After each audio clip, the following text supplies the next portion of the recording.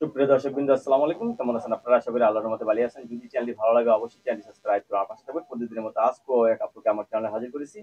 Media কি কারণে আসলো সেটা আপনাদেরকে শোনানোর চেষ্টা করব। আসসালামু আলাইকুম আপু। ওয়ালাইকুম সালাম রহমতুল্লাহি বরকাত। আপনি কেমন আছেন? ইনশাআল্লাহ ভালো আছি। আপুর মনটা অনেক খারাপ। কি ভাই হয়েছে আপনার? ভাই আমার মা হাসপাতালে ভর্তি, আ- মৃত্যুর সাথে পাল্লা ধরছে। আপনার মা হাসপাতালে ভর্তি? হ্যাঁ, কি হয়েছে আপনার মার? আমার মার কিডনিতে পাথর হয়েছে, পাকস্থলীতে পাথর হয়েছে, কোমরের হাড় ক্ষয়ে গেছে, কিছু খাইতে পারে না। সে এখন খালি স্যালাইনের উপরে আছে। এখন আমি টাকার অভাবে আমি চিকিৎসা করতে পারতেছি না, আমার সমর্থন নাই আর বয়স আপনার আম্মুর বয়স কত? 82 বছর। আল্লাহ, এই বয়সে এত রোগ! এখন ডাক্তারও বলছে অপারেশন করলে 80,000 টাকা লাগবে। ভাই আমার কাছে 80টা পয়সাও নেই, আমি কি দিয়ে অপারেশন করবো? যাই হোক কোনো রকম করে ওষুধ পানি খাওয়াই যে তারে আমি রাখুম, যে কয়দিন আল্লাহ রাখে। ওই টাকা পয়সাও নয়, আমার যা ছিল আমি আজ 10 দিন ধরে ভর্তি করছি। 10 দিনে মনে করেন আমার যা ছিল সব বিক্রি করে আমার মা পাশে আমি খরচ করে ফেলাইছি। এখন আর আমার কাছে কিছু নেই, তারে যে আমি একটু সাবুরাইন দেখাবো ওই টাকাটাও আমার কাছে নাই ভাই। আপনার আমি অন্য ভাই বোন নেই আর? আমার ভাই বোন আছে, তারা কেউ দেখে না ভাই। আল্লাহ ছাড়া আর এই দুনিয়া আমার ব্যাগিন দেওয়ার মতন কেউ নাই, আমার পাশে ছায়া দেওয়ার মতন কেউ নাই ভাই। আমি অভাবে পড়ে প্রতিবেদন আইছি ভাই। যদি কারোর দয়া ধর্ম হয়, মনে চায় আমার মার মতন যদি কারোর মা থাকে, বা আমার মতন যদি কারোর বোন থাকে, আমার এই কাকুতি মিনতি যদি তাগো ভালো লাগে, বিশ্বাস করে, তাহলে যিনি আমার মার জন্য যিনি আমার কেউ সাহায্য সহযোগিতা করে, বিশ্বাস না করলে আমি মেডিকেলের রিপোর্ট মেপোর্ট সব মেডিকেল আনছি। রিপোর্ট আছে আপনার? হ্যাঁ, আমার মেডিকেলের রিপোর্ট এই যে মেপোর্ট সব এটা আপনার আছে। মেডিকেল হ্যাঁ, রিপোর্ট না? এটা আমার মেডিকেলের রিপোর্ট। আমি এখন কই আছে আপনার আম্মা? আমার আম্মু এখন সুপারে ভর্তি। আমি টাকার জন্য চিকিৎসা করা পারতেছি না, সুপা তো শোনারা। প্রাইভেট গুলো, হ্যাঁ? হ্যাঁ, ওখানে তো টাকা বেশি লাগে। সরকারি হাসপাতাল না জানো? সরকারি হাসপাতালে ওই চিকিৎসা হয় না। ওই চিকিৎসা হয় না? না, ওই চিকিৎসা হয় না।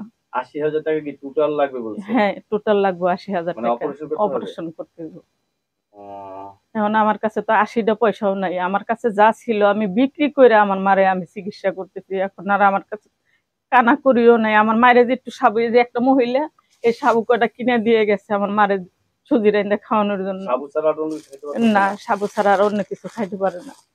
এখন আমি কি করবো? আমি বাধ্য ইউটিউবের সামনে আইছি, লক্ষ্মীরা আমার অনুরোধ, আমার যদি কেউ আমার মার জন্য কেউ যদি আমার পাশে দাঁড়ায়, আমি তারে উৎসাহ দিব, তারে ভালোবাসুম, তারে আমার জীবন যৌবন সুইফা দিব। যদি কেউ আমার মার জন্য আমার পাশে দাঁড়ায়।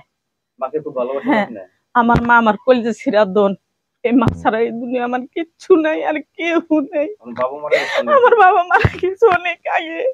যদি আমার মার জন্য কেউ আমার পাশে দাঁড়ায়, আমার জীবন যৌবন তারে সব আমি উৎসাহ করে দিব, তারে আমি ভালোবাসা আমি হৃদয়ের মাঝখানে জায়গা দিব। কিন্তু ভাই আমার মার জন্য আমার সাহায্য সহযোগিতা করতে হইব ভাই, এছাড়া আমার আর কোনো পথ নাই ভাই। বিকাশ আপনাকে আপনাকে টাকা পাঠাবে কি?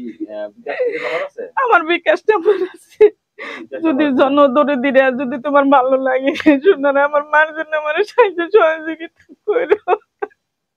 এই মা ঠিক ছাড়া আছে, আমার আমরা কেউ দেখি নেই। দর্শকদের সাথে আমরা বিনিময় করলাম।